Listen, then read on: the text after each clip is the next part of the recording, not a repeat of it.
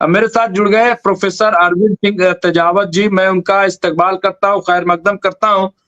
और बड़ी डेवलपमेंट है। मैं सबसे पहले प्रोफेसर तेजावत से यही कि क्या लग रहा है प्रोफेसर तेजावत, जिस तरह के हालात पैदा हो रहे हैं और आज जहाँ पे हमास ने ये दावा किया है कि उन्हें बहुत बड़ी जीत हासिल हुई है और रेड लाइन जो खुद इजरायली फौज ने खींची थी, उसे वो खुद अब छोड़ रही है, उसको पार करके जा रही है। दूसरी तरफ नेतन्याहू अमेरिका के लिए रवाना हुए हैं और उन्होंने कहा ये हम पहले विदेशी लीडर होंगे जो ट्रंप से दूसरी बार सदर बनने के बाद मुलाकात करेंगे। उन्होंने जाते हुए कहा कि हम चर्चा करेंगे जो हमने हमास पर जीत हासिल की है, हम चर्चा करेंगे जो सीज फायर हुआ है, इस तरह की तमाम बातों पे वो चर्चा। क्या लग रहा है कि अच्छा, खबर ये भी है कि पहले 4 फरवरी को जाने वाले थे, लेकिन पहले ही वो जा रहे हैं, लेकिन मुझे लग रहा है कि ऐसा नहीं है। 4 फरवरी को मीटिंग होने वाली थी और 4 फरवरी की अगर मीटिंग होने वाली है तो उन्हें पहले ही जाना पड़ेगा। तो क्या लग रहा है कि ये जो मुलाकात है किस तरह की होगी? क्या क्या नेतन्याहू, क्योंकि मतलब अगर नेतन्याहू के ताल्लुक से कहा जाए तो अब भी ये खबर है कि डोनाल्ड ट्रंप के रिलेशन बहुत अच्छे नहीं बचे हैं। जी तेजावत साहब। बिल्कुल मुमताज साहब, मुझे ऐसा लगता है कि क्योंकि इसराइल अमेरिका का एक लॉन्ग टर्म स्ट्रेटेजिक पार्टनर है, तो अमेरिका और वो दोनों मुझे लगता है कि आपस में बात करेंगे। और अभी जो ये हुआ था, ये लड़ाई हुई थी, उसके बाद में वो लोग असेसमेंट करेंगे कि कितना खोया क्या पाया, और आगे की जो स्ट्रेटजी है उस पर प्लानिंग करेंगे। तो मुझे तो अभी इस जो उनकी जो अमेरिका विजिट है उसका यही मकसद लग रहा है मुमताज साहब। और आगे देखते हैं कि वो क्या बात होते हैं, उसके क्या रिजल्ट्स आते हैं। और हमास ने भी जो कहा है वो अपनी जगह पे वो वाकई काबिले गौर है। और देखते हैं कि बस अब जल्दी से जल्दी जो चीजें हैं वो सेटल हो जाए। पर जो अगर जब तक वेस्टेड इंटरेस्ट काम करेंगे, जब तक खासकर कॉरपोरेट और जो उस रीजन में ये जो प्रभुत्व बनाने की जो ताकत बनती रहेगी, मुझे लगता है कि वहां के जो लोग हैं वो एक मटेरियल की तरह इस्तेमाल किए जाते रहेंगे। और मुझे लगता है कि हमारी जो लड़ाई है, और हम जो इतना जो हम सब लोग हैं वो यही चाहते हैं कि खासकर इंसानियत के हक में ये सारी चीजें बंद हो। मुमताज साहब। नहीं, बिल्कुल इंसानियत के हक में ये तमाम बातचीत होनी चाहिए और नेतन्याहू दायरे के गए हैं। लेकिन क्या लग रहा है तेजाब साहब कि नेतन्याहू पे चाहे वो भ्रष्टाचार का चार्ज हो, चाहे ये जो जंग में जितना नुकसान हुआ है इजराइल का, और इसमें अमेरिका का भी काफी नुकसान हुआ है, तो हालांकि अमेरिका की हमदर्दी इजराइल के साथ रहेगी, लेकिन क्या वो हमदर्दी नेतन्याहू के साथ भी रहेगी? फिर जो मिडिल ईस्ट से वादा किया था डोनाल्ड ट्रंप का, उसका क्या होगा?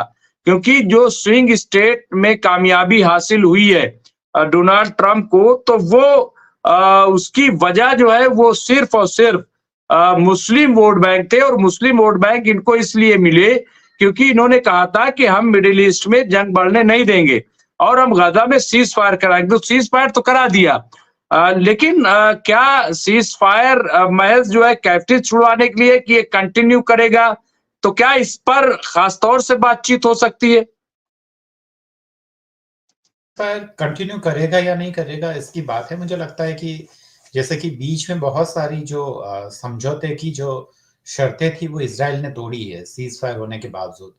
और हमने भी इस पे बहुत बार बात की थी कि वह कुछ ऐसी चीजें कर रहा है, और हमास ने भी आरोप लगाया था। पर इतना सच है कि अब न तो इसराइल इसको बहुत लंबा खींचने के हालात में है, ना मुझे लगता है कि अमेरिका ये चाहेगा कि इस लड़ाई को और लंबा खींचा जाए।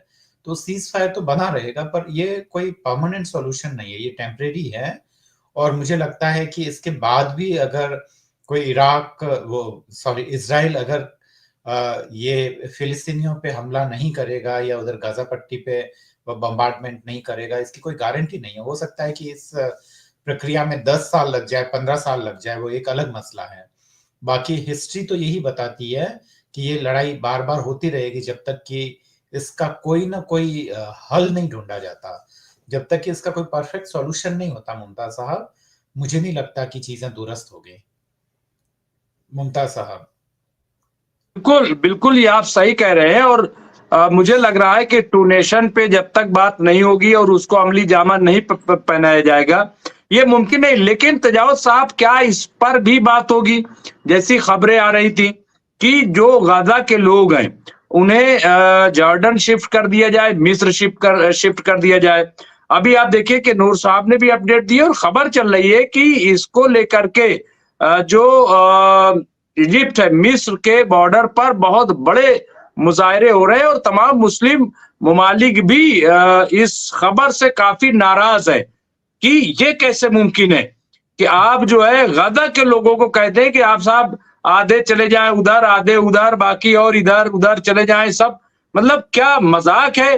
तो क्या इस पर चर्चा हो सकती? क्या इसमें कोई दम है? वो ऐसा जोर जबरदस्ती नहीं कर सकते। अगर आप मेरे और आपके अगर हवाले से बात करें तो मुझे लगता है कि यह इस बात में कोई दम नहीं है। ये ठीक ऐसा ही है कि आपको कहें कि आप अपने पड़ोसी के यहाँ रहना शुरू कर दें। आप अपने बहुत सारी चीजें हैं, खाली वहाँ शिफ्टिंग की नहीं होती है, बहुत सारी चीजें जुड़ी होती है, आपकी अपनी कल्चरल आइडेंटिटी होती है। वहाँ जाने के बाद में आप वहाँ सेटलमेंट को लेकर बहुत सारी दिक्कतें होती है। और दूसरी बात ये कि कोई भी इजिप्ट है, वो चाहे भले ही वो उनको ले लें, उन जितने भी रिफ्यूजीज हैं उनको ले ले अपने यहाँ पर ये कोई तरीका थोड़ी है, मुझे नहीं लगता कि। और फिर बाद में बहुत सारे कल्चरल डिफरेंसेस भी होते हैं। और किस चीज के लिए वो वहां से जाएंगे? वो अपनी जमीनें क्यों छोड़ेंगे जहां वो पैदा हुए, जहां उनकी यादें जुड़ी हुई है? वो खाली इसलिए छोड़ दें कि उनको इजराइल ने धमकाया है या इजराइल ऐसा नहीं चाहता है? और वो भी वो इजराइल जो कि यहाँ पे जबरदस्ती आया है और यहाँ पे कब्जा कर रहा है। अब ये चीजें काफी पुरानी हो गई है। दूसरी बात ये कि जो आप टू नेशंस वाला जो खासकर इंडियन गवर्नमेंट का भी जो स्टैंड रहा है या बहुत सारे जो ज्यादातर मुल्कों का रहा है कि वो आधी आधी जमीन बांट ले, पर इस फेवर में अभी इजराइल नहीं है। अभी इजराइल ऐसा नहीं चाहेगा कि कोई भी टू नेशंस सॉल्यूशंस पे आए। हालांकि बिगिनिंग में फिलिस्तीन ऐसा नहीं चाहता था, जो फिलिस्तीनी लोग थे वो ऐसा नहीं चाहते थे। तो ये भी कोई सॉल्यूशन नहीं है, इसका कोई ना कोई परफेक्ट सॉल्यूशन होना चाहिए। और दूसरी बात ये कि जो उनकी अमीरी है, जो खासकर इजराइल के लोगों की, अगर वह छट छट कर वह फिलिस्तीन के लोगों को अगर उसका फायदा होता तो वो क्यों नहीं चाहते? पर ये दरअसल हो ये रहा है कि वो फिलिस्तीन में आकर फिलिस्तीनियों का ही वो शोषण कर रहे हैं, उनका एक्सप्लॉइटेशन हो रहा है। वो खाली अपने पैसों के बूते पर उनके जितने भी जो रिसोर्सेज हैं उन पे कब्जा कर रहे हैं। तो दिक्कत यहाँ हो रही है मुमताज साहब। पर अगर कोई भी, मुझे लगता है कि ईमानदारी से अगर कोई सॉल्यूशन ढूंढा जाए तो वो संभव है, मुमकिन है। पर अभी आगे आने वाले कुछ डिकेड्स में तो ये पॉसिबल नहीं लग रहा है मुमताज साहब। जी बिल्कुल। और अभी एक ब्रेकिंग खबर के तौर पे जयदीप सिंह मुंदेला साहब ने यहाँ पे दिया है कि एक बड़ी खबर आ रही है। उनका कहना है, उनका प्लान है कि एक गाजा में एक शहर से दूसरे शहर जाने के लिए टनल की बजाय उप रास्तों का निर्माण किया जाएगा। यानी टनल की जगह दूसरा। और ये एक और असलम लवारे साहब ने लिखा है कि ये स्विंग स्टेट्स वगैरह जैसी बातें कोई माने नहीं रखती हैं, क्योंकि ये कोई कानूनी प्रोसीजर तो है नहीं कि कोई वोट दिया है तो उसके ही मुताबिक चला जाए। और ये हमारा भ्रम है, उनका सियासी नजरिया नहीं है। ये उन्होंने असलम लवारे साहब ने ये बात कही है। तो इस तरह से देखा जाए। इसके अलावा ईरान ने कहा है गाजा के लोगों को इजराइल में बसाया जाए और इजराइल के लोगों को ग्रीनलैंड में बसाया जाए, तब इजराइल और अमेरिका दोनों के मकसद पूरा हो जाएगा। ये जो प्रपोजल ईरान ने दिया है तजावत साहब।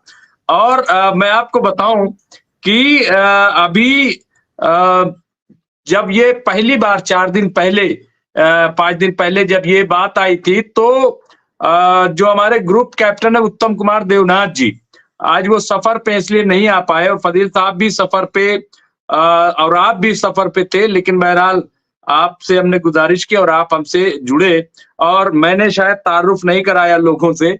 प्रोफेसर अरविंद सिंह तेजावत जो है वो हमारे सीनियर पॉलिटिकल एनालिस्ट हैं और जियोपॉलिटिक्स पर आपकी बड़ी गहरी नज़र है। ये नहीं बल्कि इंटरनेशनल पॉलिटिक्स पर गहरी नज़र है प्रोफ़ेसर तजावत की। तो इनसे हम गुफ्तगू करते रहे हैं पहले भी, और तजावत साहब तमाम नेशनल बड़े चैनलों पर भी जाते हैं और मुल्क की और अपनी नुमाइंदगी करते हैं। यहाँ पे तो ये बात जो ईरान ने आज कही है, यही बात कैप्टन साहब ने कही थी, और उन्होंने कहा कि भई अमेरिका गाज़ा के लोगों क्यों कर रहा है, जो हमेशा से रहते आए, जिन्हें फ़िलिस्तीन में बसाया गया है, इज़राइल बनाए, उनको दूसरी जगह ले जाया जाए। तो ये जो बात कही है कि ईरान ने कहा गाज़ा के लोगों को इज़राइल में बसाया जाए और इज़राइल के लोगों को ग्रीनलैंड में बसाया जाए, तब इज़राइल और अमेरिका दोनों के मकसद पूरा हो जाएगा। ये जो ईरान ने कहा है, ये मतलब कितना ज़बरदस्त ये बयान है। तो क्या इस पर भी चर्चा हो सकती है? अब मुझे लगता नहीं है, लेकिन फिर भी मैं कह रहा हूँ, मुझे नहीं लग रहा है कि इज़राइल जो है वो अमेरिका जो है इज़राइल को यहाँ से खत्म करेगा, हटाएगा, जब तक उसकी अपनी पॉलिसी है। तजावत। जी में कहावत है कि माइट इज राइट, या हिंदी में कहें कि जिसकी लाठी उसकी भैंस। तो बिल्कुल ईरान ने तो बहुत ही एक तरीके से वो पूरी ही जो उनकी पोल खोल के रख दी है स्टेटमेंट से। अगर आपको बसाना ही है तो बिल्कुल ग्रीनलैंड में बसा ले, अलास्का में बसा ले। हालांकि अलास्का में क्यों बसाएंगे, वहां के जो लोकल ट्राइबल्स हैं वो उसका विरोध करेंगे, वो नहीं चाहेंगे कि ज्यूस लोग या इसराइल के लोग यहाँ आ जाएं।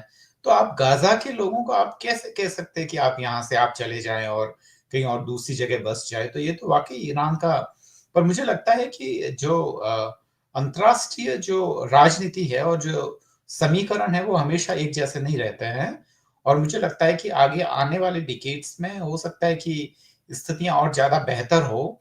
और इसीलिए क्योंकि ईरान का मामला अलग है, इसीलिए अमेरिका उनसे सीधा सीधा पंगा नहीं ले सकता है।